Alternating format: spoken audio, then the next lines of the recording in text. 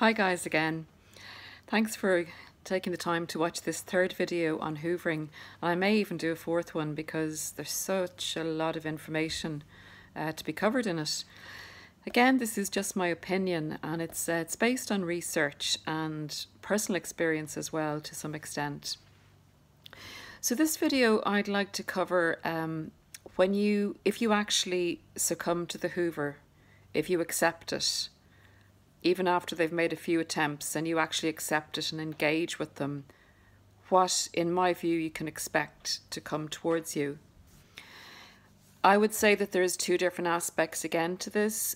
For people who have discarded the narcissist will hoover nearly immediately or come back and hoover a few months later. But the way that they will do it is they'll be totally all in to do anything that you want to get back with you.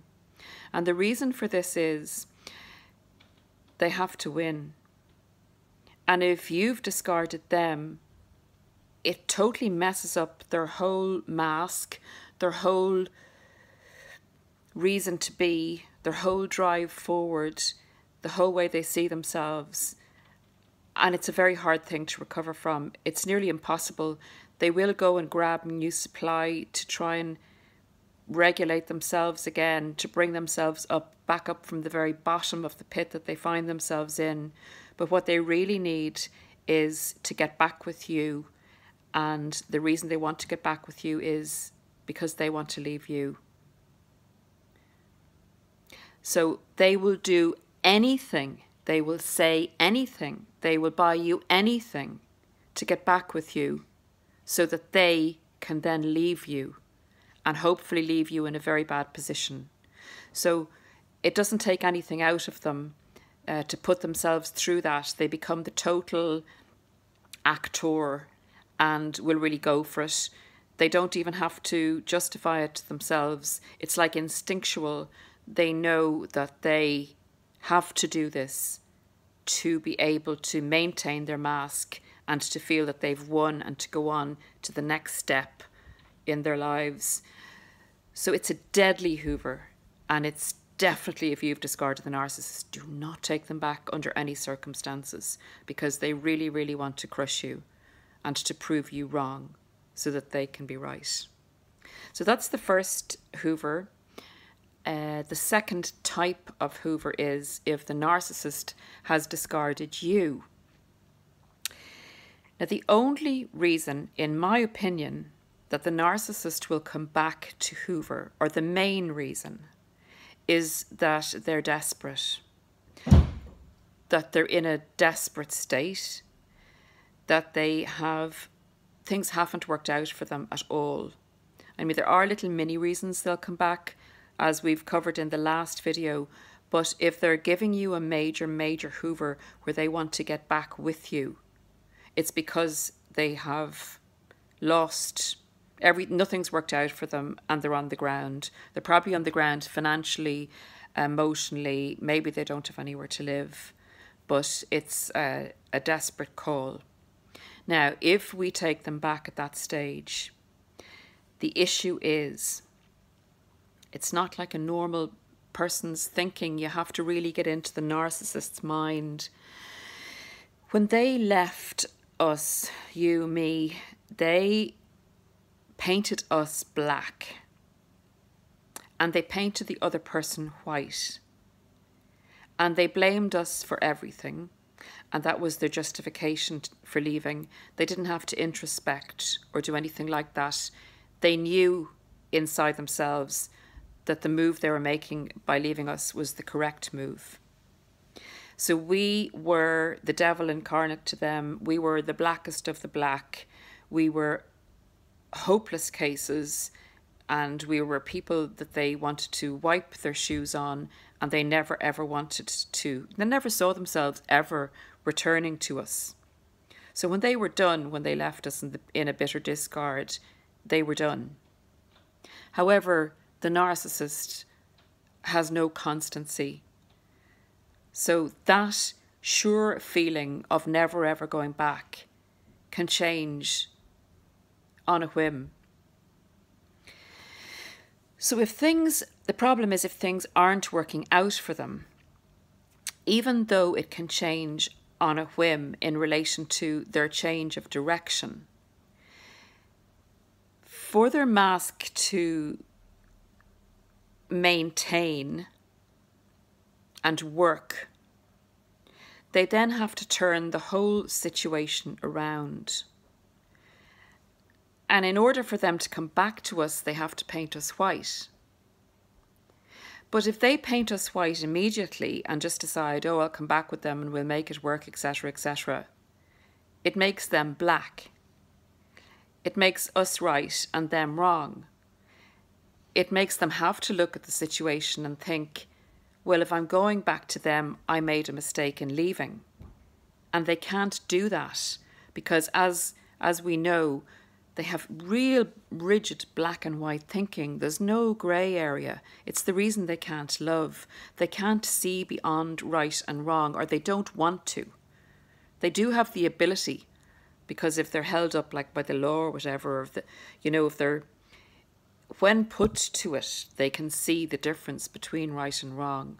They don't break laws all the time. They know what's right and what's wrong. But they can't be wrong. So, for them to return to someone they've discarded and painted black, they have to hoover with what I call a steam cleaner attached. They have to come in and clean us and make us acceptable for them to hoover, so that they can maintain their construct. They were right to leave us initially, but they have to clean us, steam clean us, in order to re-idolize us so that they can be right to come back to us. And this is how I'll get to what the hoover is like when you've been discarded by a narcissist. I've written down some points. The experience is deadly and dangerous. It interrupts your journey of healing and your journey of self-expression and your progress and purpose in life. But I will do another video on that. I don't want to get too far into that at the moment, because I'd really like to share with you my thoughts on what happens in the second type of hoover when we've been discarded by the narcissist.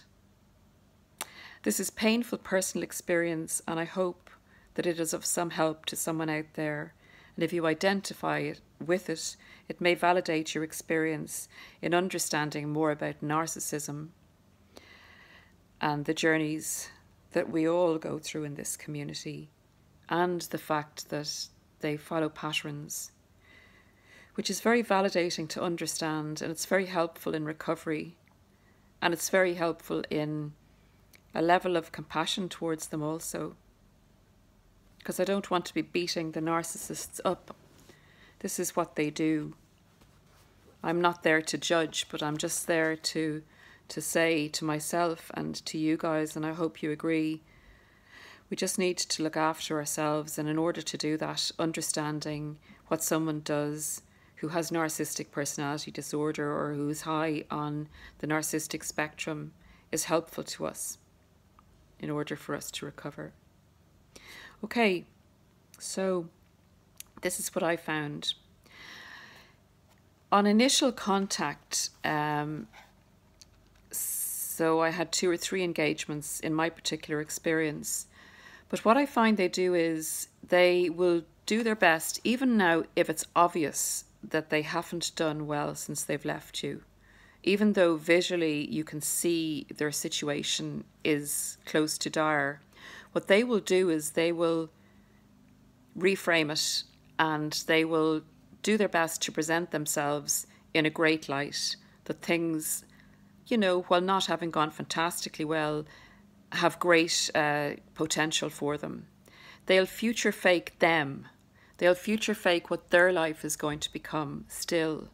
And they will impress upon you how much of a prize they are, and how many people have wanted them since they've left you, and that their job is going very well, and they're looking to do this and that, maybe move into a new place. So it's as if they're making great progress. They'll also ask you, as I said in the last video, they'll try and find out everything about you, but this is just how they will present. They will move into the Hoover stage. So basically what they will initially try and do is make themselves as appealing and attractive as possible. The next thing they'll do is they'll open up their steam cleaner, because they have to take us down. They have to make us realize our mistakes. They have to bring us under control. They'll have been assessing how much the discard has either worked on us or not worked on us. They'll want to see, has the discard made us more compliant towards them, want them more, and be more obedient, basically, to their wishes? Or has it caused us to be more rebellious? And do we really need to be really intensely taken down? So if you do show a bit of rebelliousness, I'm afraid I did. Naughty. Anyway, what they will do then is they'll personalize the Hoover, whichever worked with you very well in the past. So what worked well with me was triangulation, because I had it coming from a good few different sides. So you may get triangulated with the new supply, who they may say they're kind of going out with someone, but they're not sure if it'll come to anything, just to make you a little bit competitive if you still have any interest in the narcissist. And we did love these people. So there possibly and probably are residual feelings there. Definitely if we've accepted the Hoover in some way, whether it's for curiosity or whatever, there will be probably some feelings there with us. So they will also then triangulate you with the old supply and maybe say what a great support they've been since our relationship ended, and that they're on great terms with them now, and that they'll never not be on great terms with them.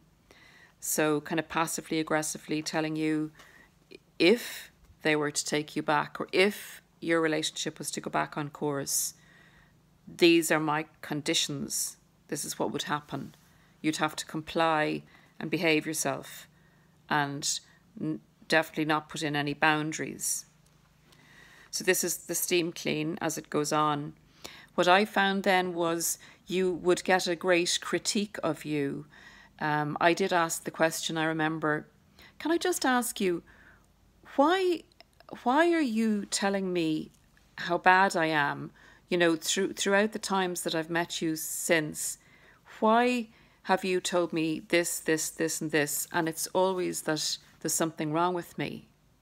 And the reply I got was, like talking to a child, it's for your own good, and I'm doing it to help you. So that is a manipulation technique as well. It's the idea that they're doing it for our good, for your good, and that they know best again, and that you were wrong, but if you listen to them and do what they ask you to do, and I was told, but you never listen. And if we listen to them, then that's part of the steam clean, your criteria for getting back with them. Now, bear in mind, they really want to get back with us. They're desperate. But in order for them to be able to get back with us, they have to make sure that we would be compliant and that they have total and full control. So it's very interesting the way they go about it. Then the other thing they'll do is they'll reframe what happened at the end of the relationship, and they'll do the blame shifting again. They will have to establish that the way we see it, the way you see it, is wrong. And you were very wrong to think all the things you did after they left you, and that wasn't actually what happened, and it was actually your fault that the relationship was over, and you would have a lot of work to do on yourself. The other thing they do is they tell blatant lies. They may lie about the new supply or who they were with, but I did notice one, I personally noticed one total lie, And I didn't react. I took it all in. And to be honest with you, and this is awful, part of me was using it as a study because I was so curious as to what would unfold. So I didn't even mention that I knew that it was a lie. But the particular person I was with had always had, when they were with me, had always had a pain, arthritic pain, diagnosed with that. And they said to me, when I was with you, I had this wrong with me, this wrong with me, and this wrong with me. And then they mentioned that pain. And they said, and since I left you, I'm totally healthy and I've never had a pain since. And I was going, oh, that's great. Well, maybe it was stress when you were with me. And they said, And the reason I was able to sit back and go, wow, what a lie, was that I'd actually been speaking to a family member who told me that every time they phoned this individual, they complained of the arthritic pain over the last year. So I think even in a narcissist's mind, whether they actually forget that they have had this pain, and in that snapshot moment, they convince themselves that they were so much better off without you, or it's part of their trajectory as they're steam cleaning you. They kind of add a little bit of falseness in, a few lies in, to make it seem more authentic. And it's also a put down on you. It's like a blame on you again. You were the blame for my ill health and stress. It's fascinating stuff. Then they'll passively aggressively do this other technique, which I hadn't realised before. But when they're giving you your steam clean, and in order to bring you under control, they'll describe the fact that they're looking for someone and that the next person they're going to be with is going to be. And they'll say something like, the next person I'm going to be is going to be in total control of their lives, is going to accept this and this and this about me. And they'll paint a picture of the person that they want you to be if they deem you fit to take back. So it's like, I'm telling you what's wrong with you. The person I want in future has to be like this. So they're, without saying to you that they want to go back to you, even though they do, because they're not going to be wasting their time talking to you and telling you all this if it's not you they want to go back to. But they're building a picture of how you're going to have to behave. And you're going to have to listen to everything you're told to do. And they know best. And you'd also be very, very lucky if they decided that they would consider taking you back with them. And it's all done through manipulation. And I'll tell you how it actually feels, or I'm sure you've been through it. Some people have been through it, that you could leave comments down here or in the next video describing how it makes you feel to go through this process. So yeah, that's about it. They kind of describe the person that you have to be if they're going to deem you fit enough to get back with you. And they'll twist it around in that even though they're the ones trying to get back with you, they'll make it out that you're the ones trying to get back with them because you've answered the Hoover. And they'll be telling you all the criteria you need to behave yourself, for them to be in control again and for them to consider it. So it's like they're buying from you, but they make it out that you're buying from them. So they need to steam clean you. You need to go through this hoovering steam cleaning process, and you need to agree to all the things that they're saying. You need to put them up on a pedestal again, and you need to admit that you were wrong on everything. And at the end of that process, if you do all these things that they're asking you to do, then they can paint you white again, because they were right in all the things that they're saying, and you now see your mistakes, and they can agree to have you back again. So it's a really extraordinary process, and unfortunately it's dangerous and not good for us to go through. But I hope you found this interesting, guys. If you do like the content, please consider subscribing or sharing the video or hitting the like or dislike button twice. Thanks a million for your time. I'm going to see you again, because I am going to do a fourth video on the effect of the Hoover if you accept it, and what it actually feels like from personal experience to accept a Hoover. Please don't accept them. There's a reason out there that all the channels say no contact, and it's because of this. So I'd love to hear about your own experiences, and again, I hope this is helpful. Look, I won't keep you any longer, guys. Thank you so much for your time. Have a great day, and I'll see you again soon. Thanks, bye.